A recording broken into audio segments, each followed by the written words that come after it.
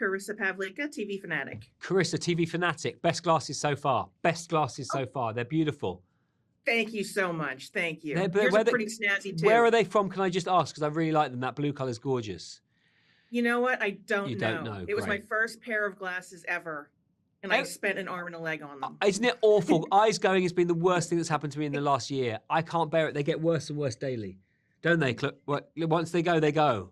They're like once you start, you can't stop. Like he will talk to you about your glasses for 10 minutes. They're like if you're not pop, careful. What are they called? Sauce and vinegar flavour. Pop. Once you pop, you can't stop. Once you pop, can't stop. Once they go, what was my saying? I've forgotten it. Oh, the eyesight.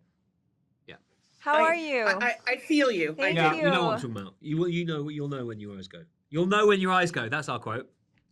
Well, let's get on to this show because it's pretty amazing. It's bonkers. That's good news. You stole bonkers. It's bonkers. Hey, yes, and in each of your characters, you're intellectual sparring partners, but you're rarely on screen together. Partners. Very good. Very good. So how does that affect your dynamic? But did you say we're not? Did you say we're intellectual sparring partners, but we're not on screen together that much? Right. Yeah. Well, we've been discussing it. You come up with this brilliant thing, which is like it's always like a game of chess, and when the audience don't know as much as we do at certain points, even though there are flashbacks. So I like what you say, and I'm going to let you talk now because it's like we're operating in a way. We're trying to gain what we need very delicately and very carefully with this overseeing Frank character, who's got the sort of puppetry, but thinks he has. I was just thinking about puppetry. Were you? Well, oh mate, you read that from my mind. I did read that from your mind. We read each other's minds. We do read each other's minds. Which is kind of, apparently, that is an aspect of these two characters is that they are they're it's like in the how they're playing this kind of chess match together is they have the ability to read each other's minds. Yes. We second guess. We know more than anyone what that person's going to do next. And it's such a kind of juicy thing for an audience to, once they discover the secret that I don't know whether you even know yet. How many of you watched? You do? All of it. Okay. Right. So then you go, and I've never had this where I've read a script. I've got, oh my God, that's what it is. And then you understand the looks and the dynamic and the second guessing and the chess game and the complexity of their intelligence. They're the most intelligent, and they're also something else that you can't say. You can't say. And Haley, Sydney's kind of torn between redemption and complicity. Should we see her as someone who's trying to fix her mistakes or someone who's still in denial that she even made any? I think opinion of Sydney will change over the course of the season. She's someone that seems to be, she's incredibly confident in her skills. She knows she's the smartest person in the room. And then she meets Frank, who kind of holds a mirror up to her own humanity, and she realizes that what she's doing obviously has extraordinary consequences.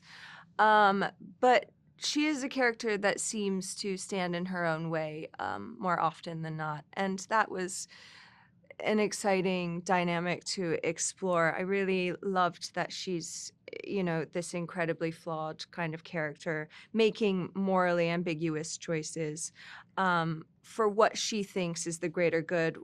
And, Frank, she shows up in Alaska, to try to regain order, and meets Frank, who is all about order, and she's all about chaos. And it was an exciting that was an exciting relationship.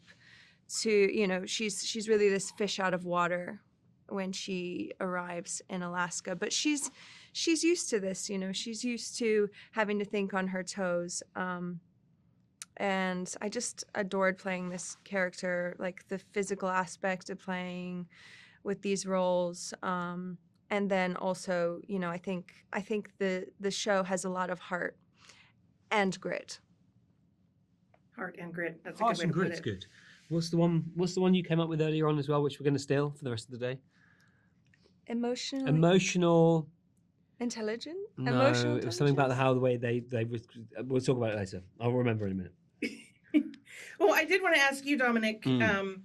your character, I see him as morally compromised, but he does not see himself that way. He seems to just, he does what he wants when he wants, as opposed to Sydney, who is questioning her choices along the way and kind of feeling what she's doing. Yours does not. He That's just, interesting that you think that, because, well, that to me sounds like you're saying that he just does it and doesn't think twice. He actually, I don't think he doesn't think twice. I think he doesn't let it stop him. So from our perspective, it looks like he's just, that's really good to know. he's got the answers and off he goes. I think he has to operate like that because and from moment to moment he's being chased, and he knows the truth, and he's in a very difficult situation because he knows the truth that no one's going to believe him. And actually, this was something that came up quite a lot when I was filming. It's like, he's going to be hated. This is like, he's doing bad things. He doesn't care, but actually, he doesn't ever kill anyone. He doesn't actually, he hurts people, but he's in a position where he's dealing with a It's much survival. bigger issue. You know, It's survival, and he wants to save the person he loves, which we don't know who that is, but he will do anything. So there's love. There are lies, there's a game, there's a manhunt, and he has to use someone to get what he wants. And he doesn't, yes, he does compromise their family a little bit. He puts on someone in great danger and terror, but would never actually hurt anyone. But those people who are trained like that, they have to. And I think that brings up really important issues and moral circumstances that we're dealing with in a world where morality is at an all-time low, and the fault lies. I can point my finger, but I won't say. But the whole thing of morality and our beliefs and what we care about and who we care for and who we kill and how we rank people's importance is worse than it's ever been since I've been alive. And so, yes, you watch a character like that, but he's having to make those decisions there and then. And I don't think but it is for the greater good. They've taken my cap. You know, we did mention real quick at the beginning, this is an action flick. We've got explosions, we've got chaos, we've got emotional turmoil.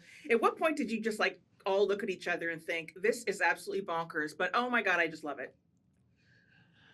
I mean, every day, I think we were really grateful for, this incredibly complex, entertaining, kind of groundbreaking material that we were working with fantastic actors and Apple TV Plus. Apple TV Plus. Apple TV Plus. Apple TV Plus.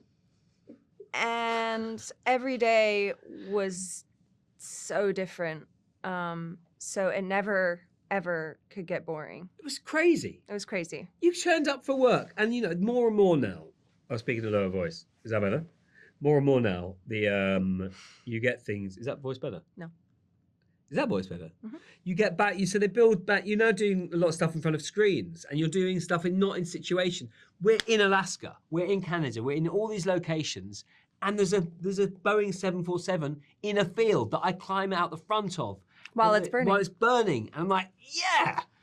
And it might be the last time that something on this scale is happening. And real credit to Apple TV Plus that they were brave enough and decided to go for this. And every day, you're right, we turn around and went, this is special. Even though through very difficult environmental situations that we were in, long hours, a big shoot, and to answer your question specifically, that when we really turned round was on the last day. We were doing the scene where I'm on the stretcher, and I don't know how much I can say. You can cut it out, but the plane.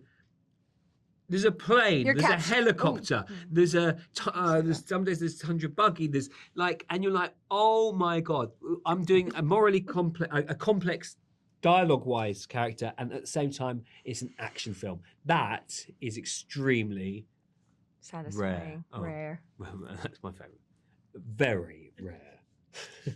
Thank you both so much. Thank You're you. entertaining on screen and off. Thank you. Lovely, nice to see you. Where are you? What's that plant made by? Is that a real plant? Yes, good. Nice tree. No.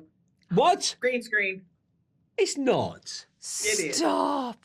It is. With Sorry. those lovely shutters. It's my dream window. I live in the city. What can I I say? thought that was real. It's an English window. Nothing is All right, real. unfortunately, that's your time, Chris. So Bye. thank you.